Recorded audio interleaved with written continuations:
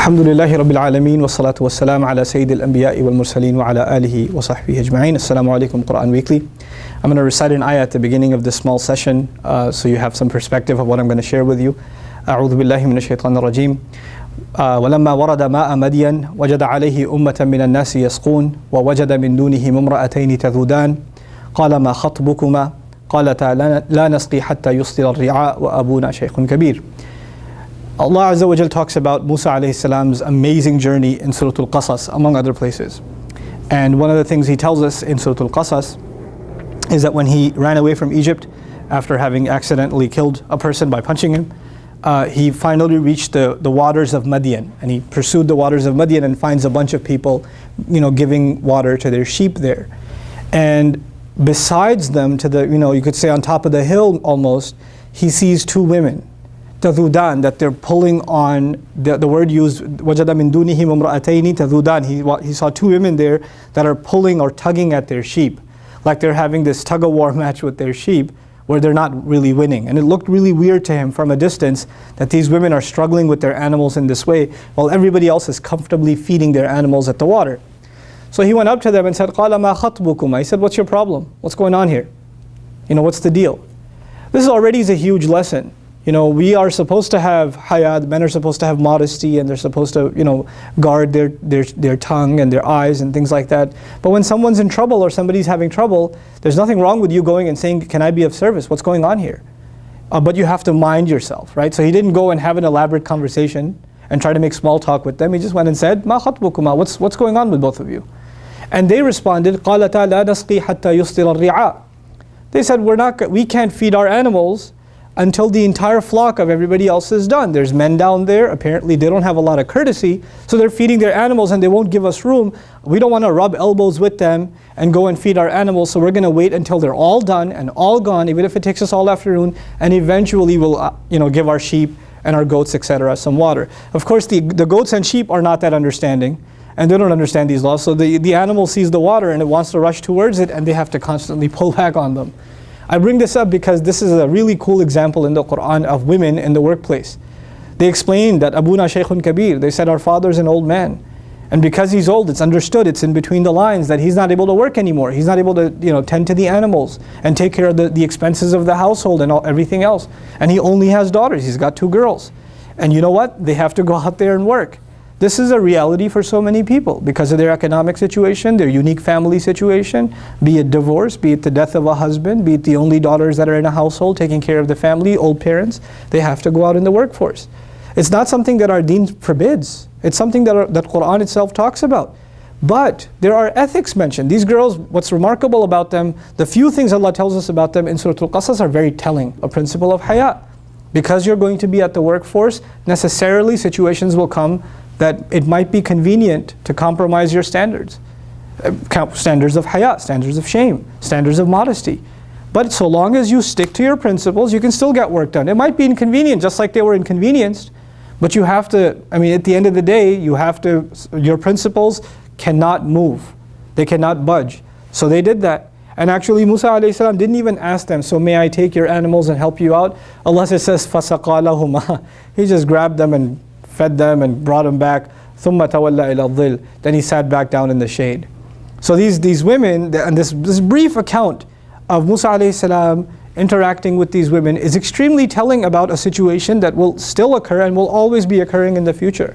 And that is of our sisters, our daughters, our mothers that might have to be in the workforce, and when they do, how are they to carry themselves? Understand that when they were talking to Musa, they didn't know he's a prophet. So they dealt with him like they would deal with any other man. They were really straight up and abrupt with him, and they told him, we're not going down there until these men are done. حَتَّى يُصْدِرَ الرِّعَاء. And don't get any ideas. وَأَبُونَا شَيْخٌ كَبِيرٌ. Our dad is a big shaykh. So smart. Because the word shaykh in Arabic means old man. So one way they're saying our father is a very old man, but the word shaykh in Arabic also means someone who enjoys a lot of heavy social status. So on the other hand, they're saying, hey, you seem like a big guy, but wait, hold on a second. Before you get any ideas, our dad, he's a really big shaykh, okay? So just because we're working here doesn't mean that we don't have backup. We have a big shaykh at home, subhanallah.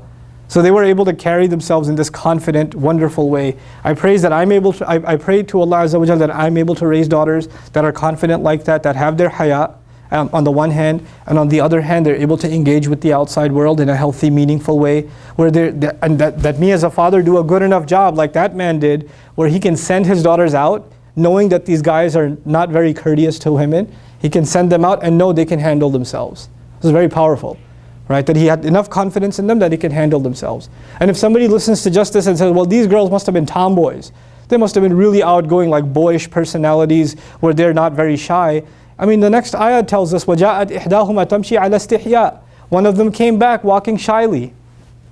Allah mentions her shyness when she's walking towards Musa alayhi salam. Inna abi yad'uka. No doubt my dad's the one calling you. She tells him, my dad's calling you. He wants to pay you for what, the help you did for us. But she came and she had modesty, she had shyness.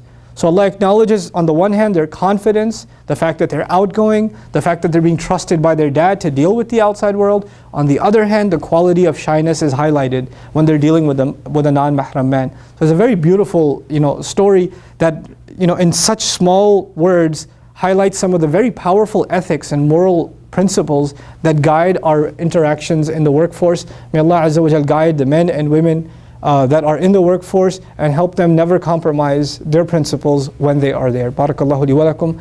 Wassalamu alaikum. Quran Weekly. تعال تعال يا رجل. واحد. Be happy. Oh, be happier. 2-0.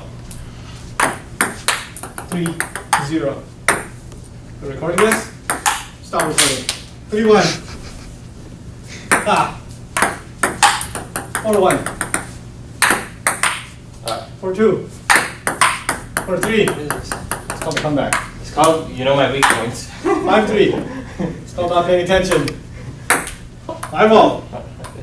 Let's go all or nothing now. Yes, 6-5. There's pressure. Can't handle it. 6-5. That's okay. That's what okay. happened to the all or nothing? That's it. That's what it is. 6-6. What am I doing? 8-7. My serve. You might have the lead. Oh, that was on camera. What was that? You got that one? That was one of them. That was one this time. Oh, that's right. Now you score those slow ones. Watch now, watch.